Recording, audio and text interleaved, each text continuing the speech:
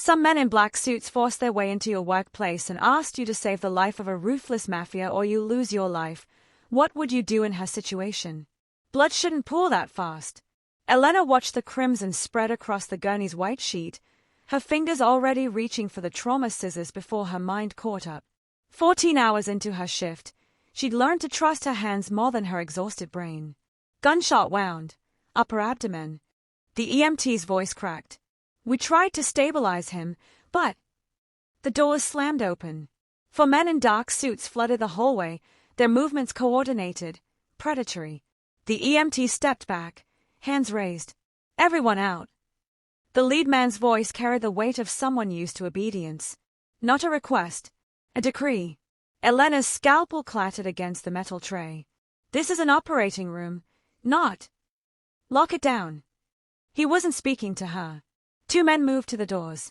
The electronic locks clicked. Through the observation window, nurses scattered like startled birds. Elena's pulse hammered against her ribs, but her hands remained steady over the patient. Training overrode fear. She looked down. The man on her table couldn't have been older than 40.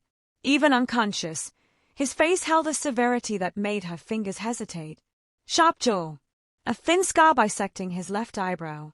His suit jacket lay crumpled on the floor, fabric torn where the bullet had entered, but the tailoring spoke of money. Serious money. His watch caught the overhead light. Swiss-made, worth more than her student loans. You going to save him or stay at him? The lead suit stood close enough that she could smell gunpowder on his clothes. Elena grabbed the ultrasound probe. I'm going to need my team. No. He's bleeding internally. I can't. You can. His hand moved to his hip. Not quite a threat. Not quite reassurance. And you will. The oath rang in her head, hollow and righteous. First, do no harm. They never mentioned what to do when Harm wore expensive shoes and held your hospital hostage. She cut away the shirt. The entry wound sat 2 inches below his ribs, ugly and puckered. No exit wound. The bullet was still inside, and from the ultrasound image blooming on her screen, it had kissed his liver on the way through. Prep the instruments. She spoke to no one, to everyone, to herself. Her hands moved through the familiar choreography. Scalpel. Retractor. Suction. The world narrowed to the cavity beneath her fingers, to the race against blood loss and time. She found the bullet lodged against the posterior peritoneum. Lucky. Another centimeter and she'd be shipping him to the morgue. His jacket lay where they'd dropped it.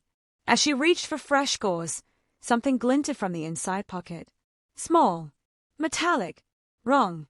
Elena froze. A wire. Thin. Professional-grade recording equipment taped to the jacket's lining. Her breath stopped. She glanced at the men standing guard, but their attention stayed fixed on the doors, on the hallway beyond. None of them had seen it.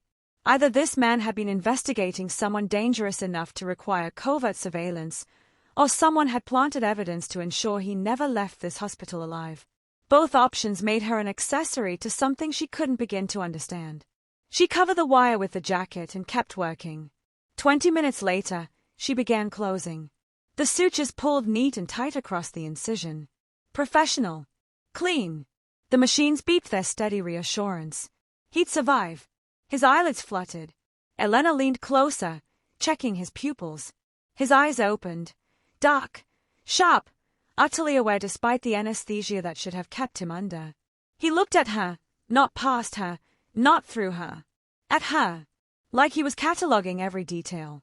Her tired face. Her hands still red with his blood. The fear she was trying to hide. Something in his gaze held the same intensity she recognized in her own mirror, someone who'd stopped expecting mercy from the world and learned to survive anyway. His lips moved. No sound came out, but she read the words, "Thank you." Then his eyes closed again. Her chest tightened. She'd saved murderers before. Rapists, drunk drivers who'd orphaned children. She never let herself wonder about their lives beyond her table. But this man, she'd remember those eyes. Remember the way they'd seen her, not just the surgeon, but the woman beneath the exhaustion and the scrubs. "We're done here." The lead suit was already moving to the gurney. "We'll take it from here." He needs at least 24 hours of observation. The internal bleeding. Not your concern anymore. They lifted him with practiced efficiency. Professional. Too professional. Elena pulled off her gloves, her fingers trembling now that the crisis had passed. The doors unlocked. They wheeled him toward the exit. Then Detective Morrison appeared at the threshold, flanked by hospital security, his badge already raised like a weapon. Nobody moves. His eyes found the patient. Then Elena. Dr. Marsh, I need you to identify this man. Now. The suited men stopped. Hands drifted toward concealed weapons. The air crystallized with potential violence. Morrison stepped closer. This man is wanted in connection with 3 homicides. Did he say anything to you? Give you any information? Elena's mind raced. Patient confidentiality. The oath. The law. The wire hidden in that jacket that could mean anything or nothing. Those dark eyes opening. That silent gratitude. Dr. Marsh. Morrison's voice sharpened. Did he say anything? Everyone watched her. The detective. The suited men whose hands now rested openly on their guns. The security guards calculating whether they were outmatched. Her answer would set something in motion she couldn't take back. The machines beeped. The fluorescent lights hummed. Elena opened her mouth. The lie left her mouth before she'd consciously chosen it. Doctor-patient privilege. Elena's voice didn't waver. I can't discuss his medical condition or anything he may have said. Morrison's jaw worked like he was chewing gravel. You're protecting Dante Valenti. Do you understand that? The man who controls every drug shipment, illegal casino, and contract killing in this city. The man we've been trying to put away for 6 years. The name hit her like a fist. Dante Valenti. She'd heard it whispered in hospital corridors, seen it on donation plaques in the lobby. The benefactor who'd funded the new cardiac wing. Whose foundation paid for indigent care. St. Mercy Hospital existed because of his money, and she'd been cashing his paychecks for 2 years. I saved a patient. Her hands clenched at her sides. That's all I know. Morrison leaned close enough that she could see the exhaustion carved into his face. He's a monster, Dr. Marsh. And you just gave him back his teeth. The suited men wheeled Dante past security without another word. Morrison watched them go, his hand white-knuckled around his badge. Elena went home and couldn't sleep. By dawn, her laptop screen glowed with search results. Dante Valenti, suspected racketeering, alleged witness intimidation, 3 separate murder investigations that evaporated before reaching trial. And the hospital. Donations traced back through shell companies, his name appearing in financial records like a ghost. She'd been operating in his house all along. Her resignation letter took 10 minutes to write. Dr. Harmon, the hospital director, read it without blinking. No, I'm not asking permission. He slid a document across his mahogany desk. Her employment contract. She'd signed it 3 years ago, desperate for the position after her divorce. She barely remembered reading it. Page 17, Section C. Harmon's smile didn't reach his eyes. Non-compete clause. You leave St. Mercy. You don't practice surgery within 500 miles for 3 years. The words blurred. 500 miles covered every major hospital in the region. Her entire career, her reason for breathing, locked behind a clause she'd been too broken to notice. This isn't legal. Take it to court. See how that works out for you. He stood, straightening his tie. Or you could stay. Excellent salary. Full benefits. No questions asked about Thursday night. She left the contract on his desk. The invitation arrived at her apartment that evening. Not a request. A summons, delivered by a man in a dark suit who waited while she read the embossed card. Dr. Marsh, your presence is required for a follow-up consultation. A car will collect you at 8 p.m. And if I refuse? The man's expression never changed. Mr. Valenti doesn't hear that word often. The estate sprawled across 20 acres of manicured perfection. Iron gates, stone walls, security cameras tracking her approach like mechanical eyes. The house itself rose from the landscape like something carved from old money and older violence. They led her through marble hallways to a study where Dante sat behind a desk that probably cost more than her medical school tuition. He looked different vertical. The vulnerability she'd seen on her operating table had vanished, replaced by something cold and precise. He wore a black shirt, unbuttoned at the collar, and when he stood to greet her, she caught the slight hesitation in his movement. Pain, carefully controlled. Dr. Marsh. Thank you for coming. I didn't have much choice. No. His smile held no warmth. You didn't. He moved to the window, and she saw him wince. Barely perceptible, but she'd spent years reading buddies. The incision would be pulling, the internal healing still fragile. You should be resting. I'll rest when I'm dead. He turned back to her. Which, thanks to you, isn't today. I'm grateful. The words sounded strange in his mouth, like a language he'd forgotten how to speak. Your gratitude comes with strings attached, I'm guessing. You're perceptive. He opened a folder on his desk. Michael Marsh, your ex-husband. Charming man. Terrible gambler. Her stomach dropped. He owes $700,000 to various creditors. Most of those debts were recently purchased by holding companies I control. Dante's eyes met hers. Which means your ex-husband's financial destruction is now my decision to make. The room tilted. Michael had sworn he'd stopped. Sworn the gambling was behind him. That's why she'd signed the divorce papers without fighting for anything, just wanting out, wanting to start over. I haven't spoken to him in 18 months. Doesn't matter. Arizona is a community property state. The debts were incurred during your marriage. Lawyers could make a compelling case that you're liable. She'd kill Michael herself if he were standing here.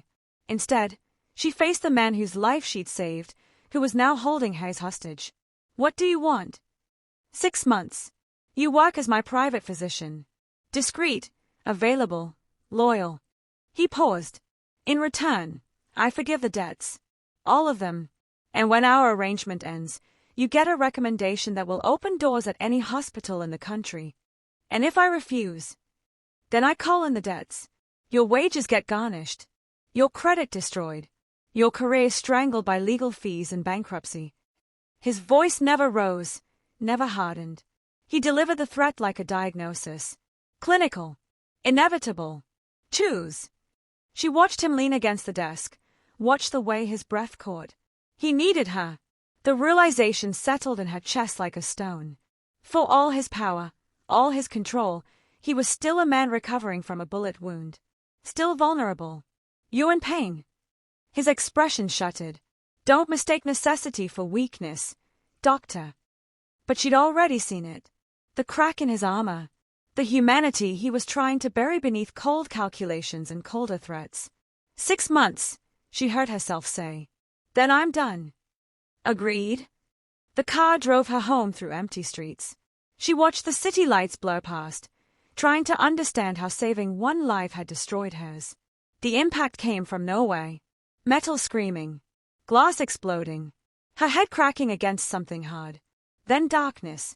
She woke to fluorescent lights and the smell of antiseptic. Her own hospital. Her own emergency room. A nurse she'd worked with for years hovered nearby, relief flooding her face. Dr. Marsh. Thank God. You've been out for 6 hours. Elena tried to sit up. Pain lanced through her ribs. Then she saw him. Dante stood in the corner, dressed in dark clothes, his face carved from shadow and fury. He moved to her bedside, and despite everything, despite the threats and the blackmail, her traitorous heart jumped at his proximity. What happened? Someone ran you off the road? Professional job. They wanted you dead. His voice carried an edge she hadn't heard before. Something personal. Something dangerous. My enemies now think you matter to me. He leaned closer, and she could see the concern he was trying to mask as mere pragmatism. Congratulations, doctor. You're the target. Prison, Elena learned, came with Egyptian cotton sheets and a view of the gardens. The secured wing of Dante's estate had everything except freedom. Armed guards at every exit. Cameras tracking her movements.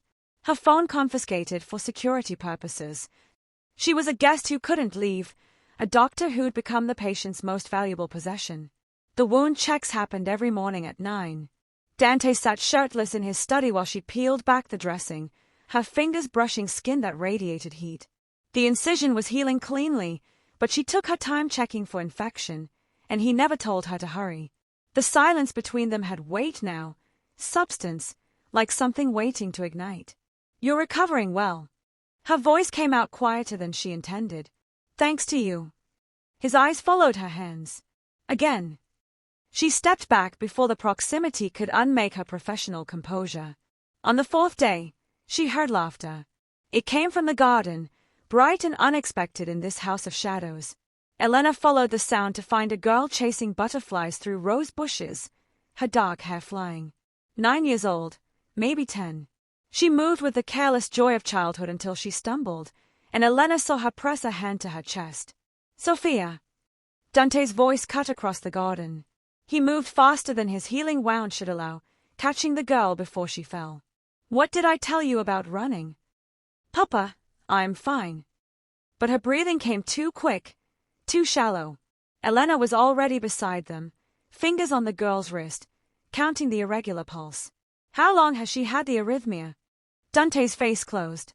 Since birth. Congenital defect. She saw it then. The hospital's cardiac wing. The round-the-clock specialists. The state-of-the-art equipment. He hadn't built it for publicity or tax breaks. He'd built it for her. For Sofia. I want Dr. Marsh to examine you. Dante's tone left no room for argument. Please. The please undid something in Elena's chest. She spent an hour with Sofia, listening to the murmur in her heart, ordering tests she'd review later. The girl talked about books and horses and whether butterflies remembered being caterpillars. She had her father's dark eyes but none of his hardness. Not yet. Do you like my papa? Sofia asked suddenly. Elena's hand stilled on the stethoscope. That's a complicated question. He likes you. He doesn't smile at anyone else like he smiles at you. Your father doesn't smile. Exactly. Sofia grinned. That's how I know. That night, Elena couldn't sleep. She wandered the halls at 2 a.m., drawn by instinct toward the study's closed door. Inside, she heard breathing. Wrong breathing. Ragged and desperate. She opened the door without knocking. Dante sat on the floor, back against the desk, hands clenched in his hair. His chest heaved like he was drowning in a panic attack. Severe. He didn't seem to see her. Elena dropped beside him, her training overriding everything else. Dante, look at me. Focus on my voice. His eyes found hers, wild and lost. Breathe with me. In for 4 counts. She demonstrated, slow and steady. Hold for 4. Out for 4. It took 10 minutes to talk him down. When his breathing finally steadied, he slumped against the desk, exhausted. How long have you been having these? She asked softly. Since I killed Antonio. The name meant nothing to her. His expression said it meant everything. My oldest friend. Practically my brother. His voice scraped like broken glass. He planted that wire you found. Sold information to the feds for 3 years. I had to make an example. I had to. He looked at his hands like they belonged to someone else. I don't know who to trust anymore. Everyone wants something. Everyone's playing an angle. Not everyone. His laugh held no humor. No. You're here because I'm blackmailing you. I'm here because I saved your life. I had every reason to let you die on that table, and I didn't. She met his eyes. That was my choice, not your manipulation. Something shifted in his face. The walls he kept so carefully constructed cracked, and she saw the man beneath the monster everyone feared. Tired. Alone. Carrying weight that would crush anyone else. Elena! He said her name like a prayer. Like a confession. The space between them evaporated. She wasn't sure who moved first, but his hand came up to cup her face, thumb brushing her cheekbone.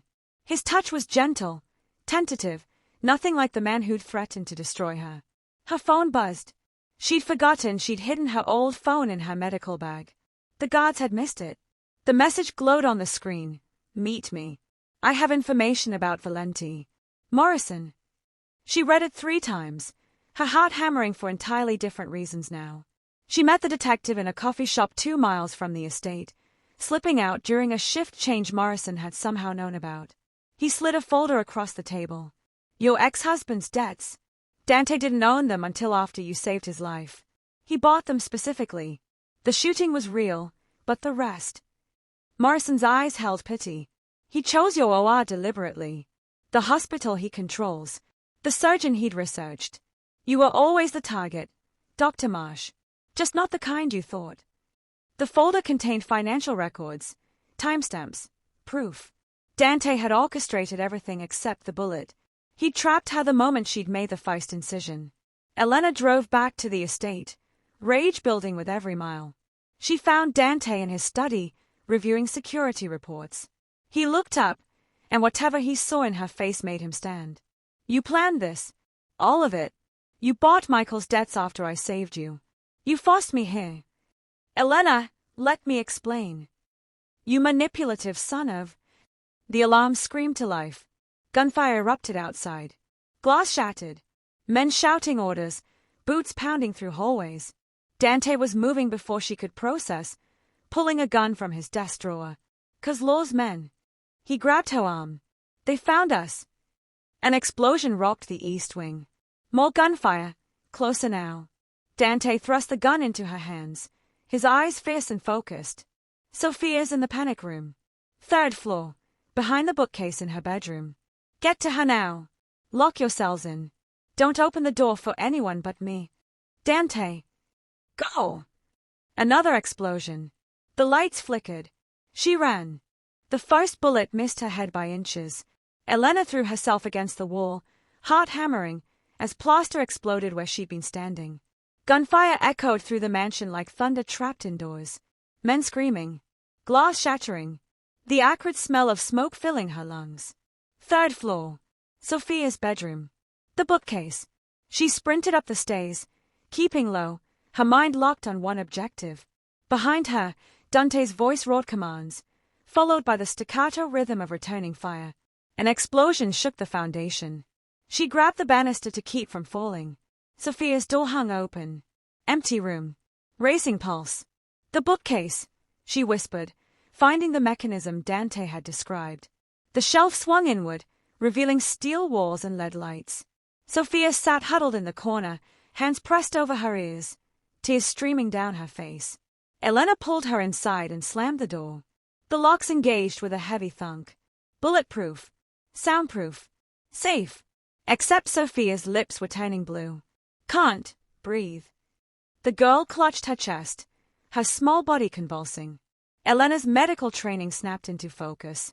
Cardiac episode. Severe arrhythmia triggered by stress and terror. She scanned the panic room. First aid kit. Bottled water. Emergency supplies. No defibrillator. No cardiac medications. Nothing she needed. Sofia, look at me. Stay with me. She laid the girl flat, checking her pulse. Thready. Irregular. Weakening.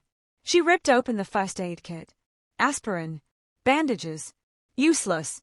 Her hands moved on instinct, performing CPR compressions while her mind calculated odds. The arrhythmia would escalate. Without proper intervention, Sofia had minutes, maybe less. Elena found a packet of beta blockers in the kit. Adult dosage. She'd have to estimate the pediatric dose and pray. She crushed half a tablet, mixed it with water, coaxed it down Sofia's throat. Come on, baby. Come on. 30 seconds. A minute. Sofia's breathing steadied. Color returned to her lips. Her eyes fluttered open. Dr. Elena. I'm here. You're okay. But she wasn't. The episode had passed, but Elena could hear the murmur in her heart growing louder, more chaotic. The defect was deteriorating. Sofia, I need you to stay very still and very calm. Can you do that for me? The girl nodded, fear making her look even younger. The gunfire outside had stopped.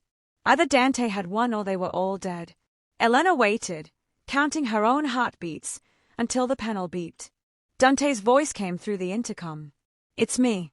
Open up. She released the locks. Dante stumbled inside, blood soaking through his shirt. Not the surgical site. New wound. Left shoulder. His face had gone pale, but his eyes went straight to Sofia. Papa. The girl tried to sit up. Stay down, princess. His voice gentled in a way Elena had never heard. He looked at Elena. Is she? She had a cardiac episode.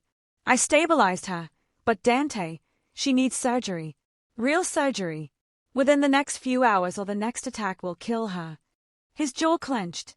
We'll take her to St. Mercy. St. Mercy was hit simultaneously. I got a text before the panic room killed the signal. The attackers knew to strike both locations. She watched understanding dawn on his face. Someone told them exactly where to hit. He slumped against the wall, and she saw him assess the situation with the same cold calculation he'd used when blackmailing her. Weighing options. Counting costs. I have a colleague at Mercy General Public Hospital. Dr. Reeves. She owes me a favor, and she's the best pediatric cardiac surgeon in the state. No. The word came out flat. Final. Mercy General has no security. Sofia's existence stays hidden.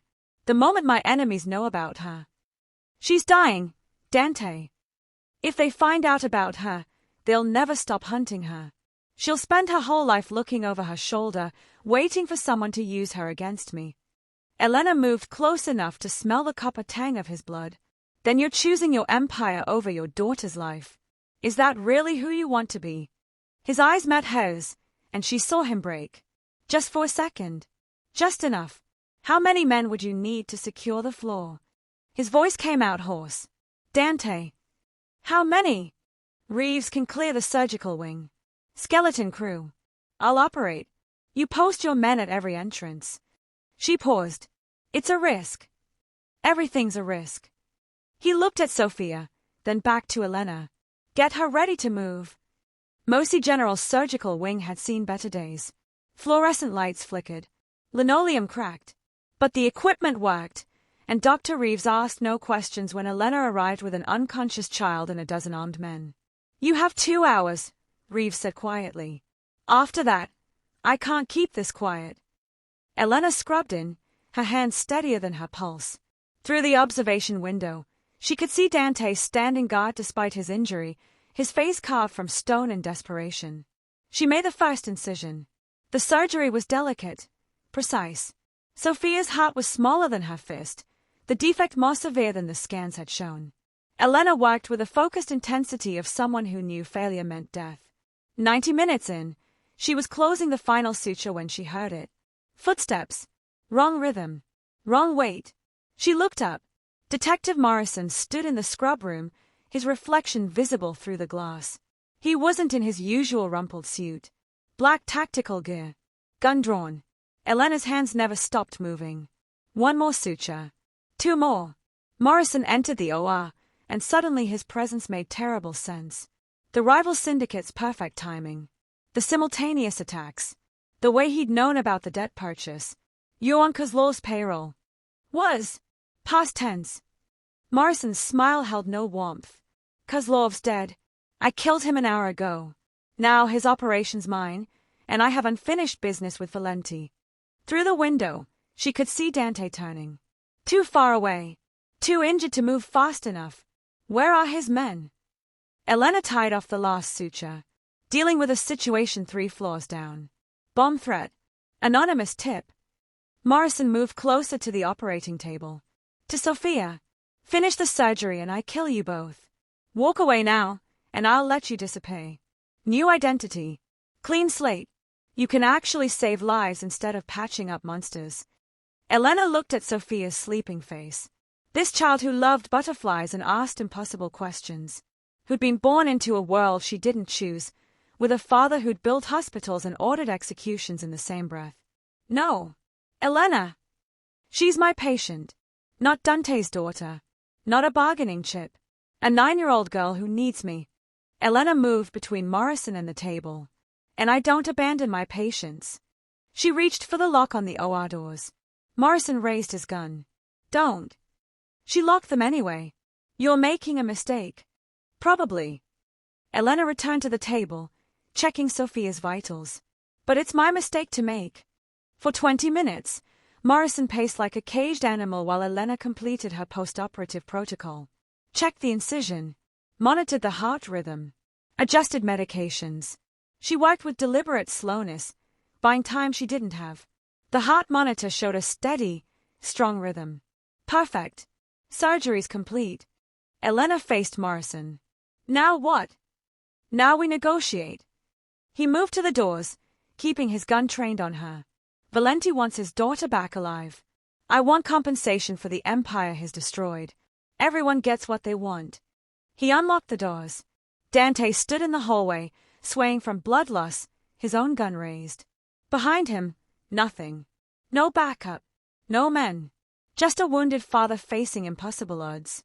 Morrison smiled. Drop the weapon or I put a bullet in your daughter's brain. Dante's gun clattered to the floor. Morrison walked to the operating table, gun aimed at Sofia's sleeping form. She's leverage now.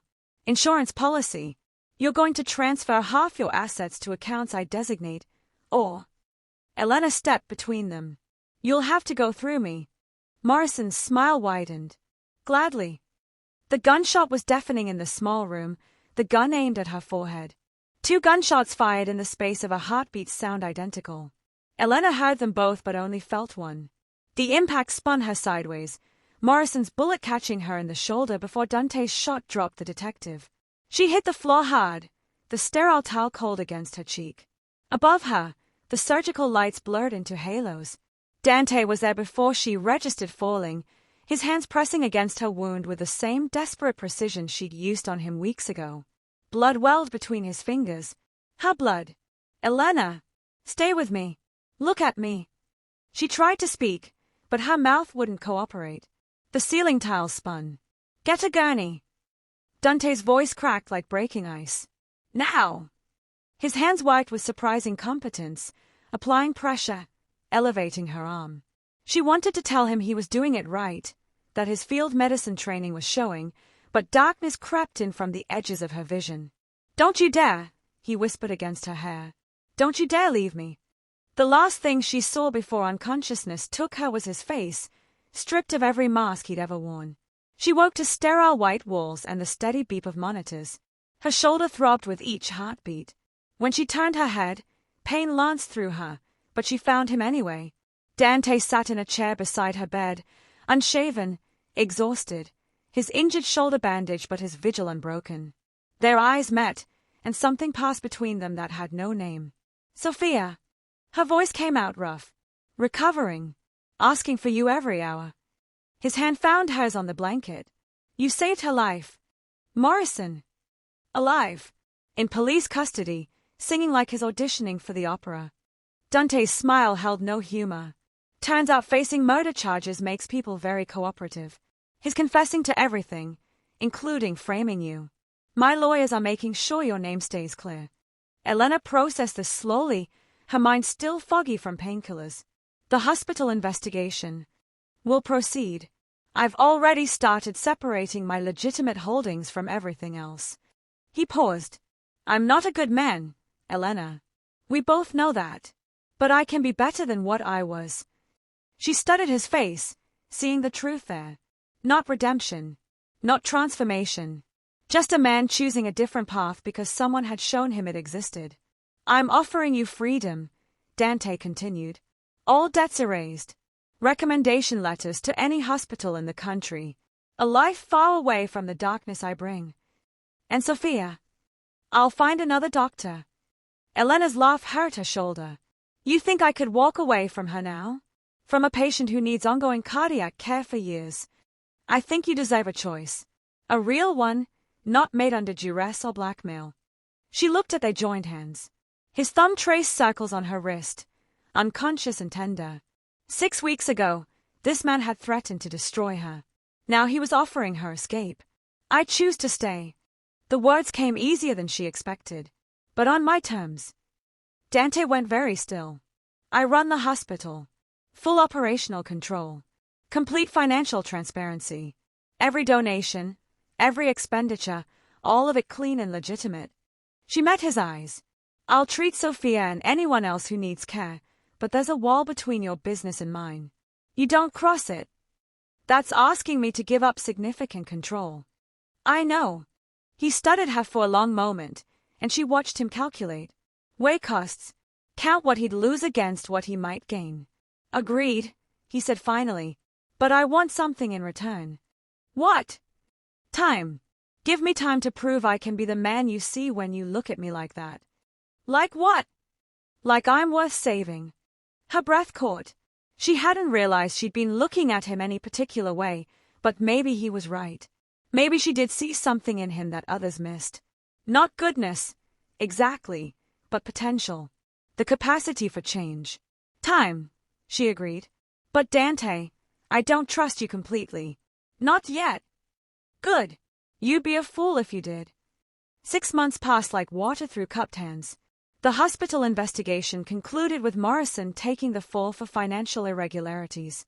Dante's lawyers ensured Elena emerged with her reputation intact. She took over as chief of surgery, implementing reforms that slowly transformed St. Mercy from a front into a genuine institution of healing. Sofia thrived. Her color returned, her energy boundless. She started school under an assumed name, protected by security Dante kept invisible but omnipresent. Every 2 weeks, Elena examined her, tracking her recovery with the fierce pride of someone who'd fought death and won. The garden behind the estate became Elena's favorite place. She found Dante there one evening in late autumn, watching Sofia chase fireflies through the gathering dusk. The girl's laughter rang out like bells. "She's happy," Elena said, settling onto the bench beside him. "Because of you. Because she's alive and healthy. That's medicine, not miracles." Dante turned to look at her, and in the fading light, his face held an openness she'd rarely seen. "You stayed. I told you I would. People say a lot of things. They rarely mean them." Sofia ran past, fireflies glowing in a jar she'd decorated with ribbons. She waved at them before disappearing around a hedge, her security detail shadowing her movements from a discreet distance. "I still don't trust you completely," Elena said quietly. Dante's laugh was soft. "I know. You remind me regularly. But I trust you with her. And that's a start." He considered this, his profile sharp against the twilight. "I've done terrible things, Elena. Things I can't undo or atone for. Being with me, even like this, it stains you. Maybe. Or maybe it gives you someone who won't let you forget there's another way." She looked at him. "I'm not trying to fix you, Dante. I'm not naive enough to think I could. But I can hold you accountable. I can draw lines you won't cross. That's something. It's more than I deserve. Probably. But Sofia deserves a father who tries to be better. And I'm selfish enough to want to see if you can." The silence between them felt different now. Not empty, but full. Pregnant with possibility and danger in equal measure. Dante reached for her hand. His fingers traced the scar on her wrist, the mark Morrison's bullet had left. A reminder of the price she'd paid for choosing this life. "Thank you," he said, his voice rough with emotion he didn't bother hiding, "for saving my life." Elena squeezed his hand, feeling the calluses on his palm, the strength in his grip. She thought about the man on her operating table, bleeding and vulnerable. She thought about the father who'd built a hospital for his daughter, the monster who'd ordered executions, the human being who'd sat vigil by her bedside for 3 days. All of it was true. All of it was him. "Thank you," she replied, "for giving me a reason to." Sofia's laughter echoed through the garden, pure and bright. Above them, the 5 stars appeared, pinpricks of light against gathering darkness. Elena didn't pull her hand away. Dante didn't let go. They sat together in the space between what they'd been and what they might become, watching a child play in the sanctuary they'd built from impossible choices and fragile hope. Not lovers. Not quite allies. Something neither could name but both recognized as necessary. The moral scales would never balance. Elena knew that. Some debts couldn't be repaid, some sins couldn't be washed clean. But here, in this garden, with Sofia's joy ringing out and Dante's hand warm in hers, she chose to believe that healing was possible. Even for monsters. Even for the people who saved them. The fireflies rose into the evening sky, carrying their light into the darkness. Elena watched them go and allowed herself, just for this moment, to hope.